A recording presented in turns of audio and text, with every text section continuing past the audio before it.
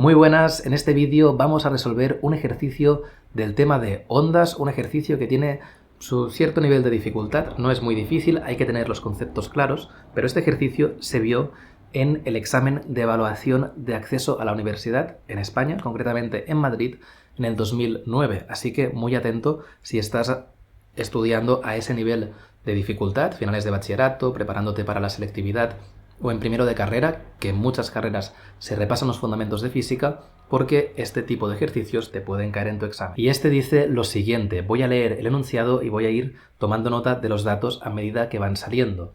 Dice, una onda armónica transversal de amplitud 8 centímetros, yo ya lo cojo con unidades del sistema internacional, y longitud de onda 140 centímetros, se propaga en una cuerda tensa, orientada en el sentido positivo del eje X, con una velocidad de 70 centímetros por segundo, y el punto de la cuerda de coordenada x igual a 0, que es el origen de la perturbación, oscila en la dirección del eje Y y tiene en el instante t igual a 0 una elongación de 4 centímetros y una velocidad de oscilación positiva. Y nos piden que determinemos los valores de la frecuencia angular y del número de onda, muy fácil esto, la expresión matemática de la onda, si hemos hecho bien lo anterior, muy fácil también, la expresión matemática del movimiento del punto de la cuerda situado a 70 centímetros del origen, muy fácil si este está bien, y por último la diferencia de fase de oscilación en un mismo instante entre dos puntos de la cuerda que distan entre sí 35 centímetros.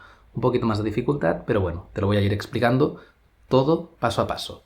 Empecemos por el primero, apartado A, donde nos piden velocidad angular y número de onda.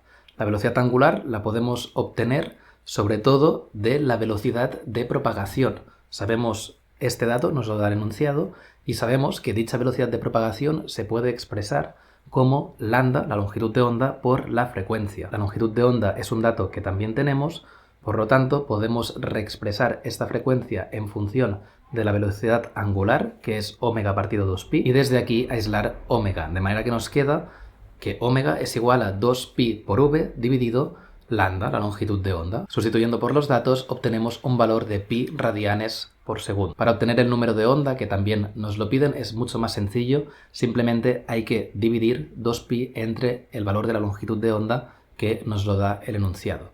Este valor nos da 4,49 radianes partido metro. Y con esto el apartado A está resuelto. Hay otras formas de resolver este apartado, como por ejemplo calcular primero el valor de k, del número de onda, y sabiendo que la velocidad también se puede expresar como omega partido k, pues podemos aislar omega de aquí haciendo k por v y nos tendría que dar el mismo valor que antes, solo que aquí, como habremos trabajado con decimales, nos perderemos este pi que sale de forma tan bonita y tan natural al haberlo hecho tal y como yo lo he planteado. Pero en ambos casos sería correcto. Para el apartado B nos piden escribir matemáticamente la expresión de esta onda. Para ello hay que tener en mente y en el papel, si eso te ayuda, cómo es una ecuación de onda de manera general, que es I igual a la amplitud por el seno o el coseno, da igual, una función trigonométrica, una de estas dos, por omega por t menos k por x más la fase.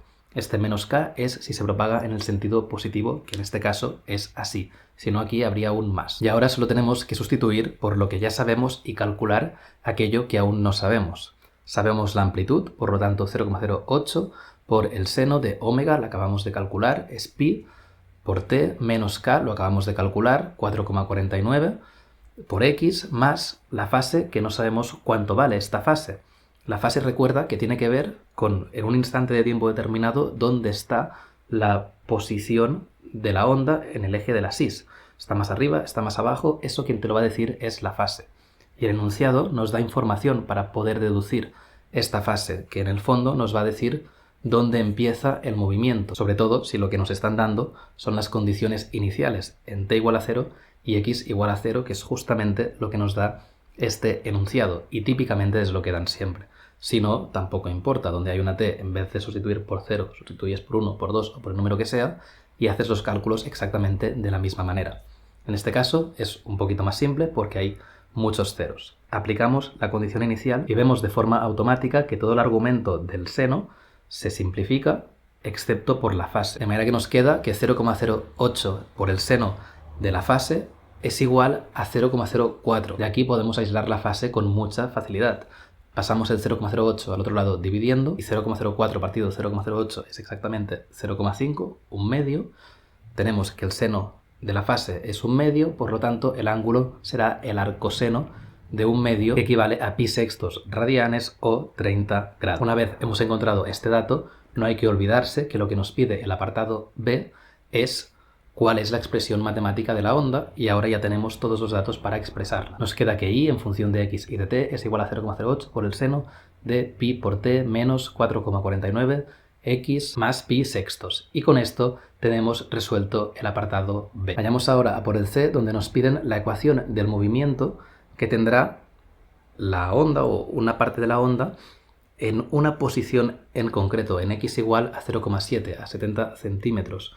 En esa posición, a lo largo del tiempo, irá oscilando la partícula que le toque estar allí. Y esa oscilación pues, se va propagando y por eso tenemos una onda. Pero si nos fijamos solo en un punto, en una posición en concreto, lo que tenemos es un movimiento armónico simple. Y vamos a encontrar una ecuación típica de un movimiento armónico simple. Sin ni siquiera pensar en ello, llegamos allí. La mejor forma de llegar allí y plantear la situación que nos están pidiendo es coger la fórmula que ya teníamos que describe el movimiento de toda la onda, y como esta ecuación describe para todas las x y para todas las t, si cogemos una x en concreto, la ecuación sigue funcionando, es genérica, pero también particular. En un caso en concreto sustituimos x igual a 0,7 y dentro del argumento tendremos pi por t, t aquí es una variable, va a ir subiendo y bajando a lo largo del tiempo, menos 4,49 por 0,7 más pi sextos, como acabamos de encontrar. Y aquí, si me permites, en vez de poner 4,49 por 0,7, voy a poner 2pi partido 1,4 por 0,7. Este valor de 2pi partido 1,4 es exactamente el que habíamos encontrado cuando describíamos el valor del número de onda. Cuando operamos nos da 4,49, pero si nos quedamos en este paso anterior, 2pi partido 1,4, ahora al utilizar este número y multiplicar por 0,7 vamos a poder obtener un argumento del ángulo que va a quedar un poquito más simple. Esto no es necesario, es completamente optativo, pero permite que los cálculos queden un poquito mejor. Porque ahora, si simplificamos un poquito esta ecuación, este 2pi por 0,7 entre 1,4 nos queda directamente pi, porque 2 por 0,7 es 1,4, dividido 1,4, 1. Por lo tanto, el argumento de la función trigonométrica es pi por t menos pi más pi sextos.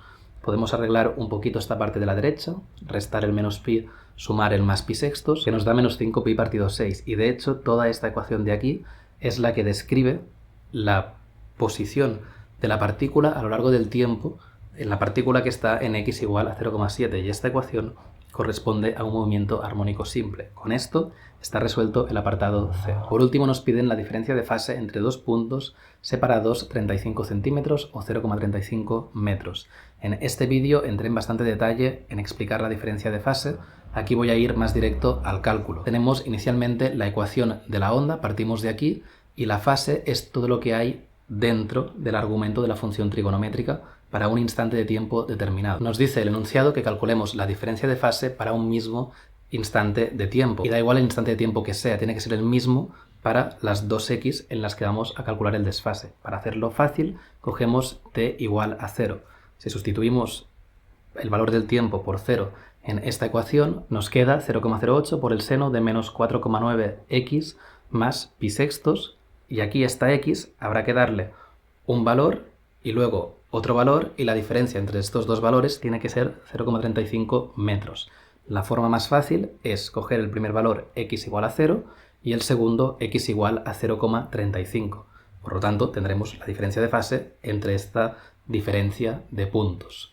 Para el primer caso, muy sencillo, nos queda directamente que el argumento es la fase, que es pi sextos. Para el segundo caso nos queda, y voy a volver a poner k en la forma 2pi partido 1,4 por 0,35 más pi sextos, teniendo estos dos valores de estas dos fases, para calcular la diferencia de fase total es final menos inicial, la de 0,35 menos la de 0, que es igual a 3pi sextos, que es igual a pi medios. 3 entre 6 es 1 partido 2. Por lo tanto, la diferencia de fase es de pi medios. Si te paras a pensarlo, tiene muchísimo sentido. Fíjate en el valor de la longitud de onda, es 1,4 metros. Exactamente 4 veces 0,35 metros. En 0,35 metros la diferencia de fase es pi medios. 4 veces pi medios es 2pi, por lo tanto una vuelta entera, por lo tanto una longitud de onda entera. Y con esto tendríamos resuelto todo este ejercicio. Espero que te haya servido para consolidar los conceptos de ondas, que te sirva de referencia por si te salen ejercicios similares en futuras ocasiones. Si ha sido así, deja un buen pulgar arriba, suscríbete si aún no lo estás, pásate también por fisicapro.com para encontrar más material, más recursos y más cosas que voy a ir poniendo por allí en un futuro cercano y nos vemos en el siguiente vídeo. Que vaya genial. Chao.